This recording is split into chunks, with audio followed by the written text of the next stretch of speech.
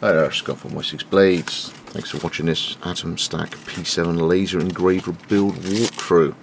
Having ordered one of these last year and then having that stop working after only a couple of weeks, it led me to want to document my careful rebuild of the replacement, basically to show that I wasn't doing anything drastically wrong with the build. So here's the Atomstack P7 getting unpacked. It's not really that well protected. You'll see there's a little bit of foam inside the original sort of presentation box, but anyway, we'll get to that in a second. I opted for this model rather than a big frame. It's more compact. You'll see later the bench that I've made to fit the laser engraver on, so I haven't really allowed much room for a bigger kind of design. So inside you've got the plate that the work goes on, some foam, instruction manual, the communication lead to the computer, the main arm, some power cables, and as the pieces start coming out, I'm just going to put them carefully on the workbench as I go, checking that it looks to be the right parts in there. The wires aren't buckled. Taking a transit mount out there for the little motor for the actual laser head. There's one arm, one leg, the power supply input. That one there, that's for the power supply. Some bits and bobs inside, and then when the actual bits come out, you'll recognise them in a minute. Those are for some stands, you can lift it up to do thicker pieces, but that's basically the pieces getting taken out of the box.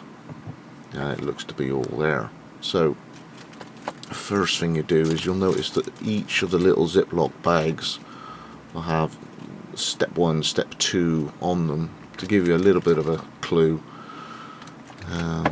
to how you don't want to open up the wrong bag and have pieces just strewn across your bench. So just put them aside on my little drill press for now, and you'll see as I'm going. It's a very relaxed way of putting this together. Putting it all down gently. Okay, now the main thing is once you've start working, you'll notice that the two bearings there need to be opened up. So you use the spanner that comes in a little tool pack, and then what you want to do is use one of the jaws to open up the bearings ever so slightly with a nut, and what that does is it's on a cam, so you on the head of that laser sort of mount thing there, on that head of the where it says Atomstack, it wouldn't have fit in if I hadn't have opened it up. So now that it's gone through, now what I'll do is just tighten it back down again so there's no slop as that sort of transit head thing moves back and forth on that arm. So I'm just doing it back up again. If you tried to put it in before you opened it up, it wouldn't have fit. So that's now sliding backwards and forwards. So I've made a bit of space on the bench, and you use these plastic blocks now just to hold the assembly at the moment, just so it's not resting on the motor on one side and the arm. It's a Ziploc bag stage 2.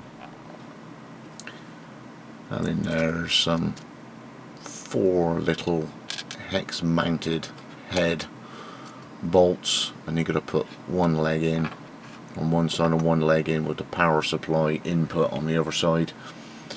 In the grey arm on the bottom left of the screen are 2 pre-threaded holes, so I'm doing them up finger tight to begin with, and then I'm going to use the supplied Allen wrench just to do them up work tight.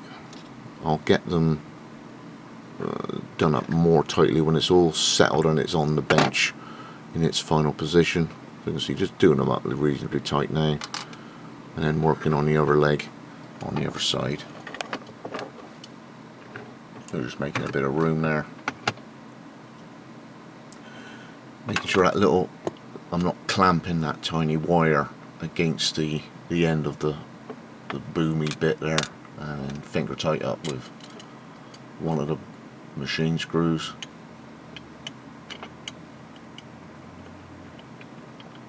And then with the other one, and then we'll do them up tight with the supplied Allen wrench and a little nip. There we go, that's good enough.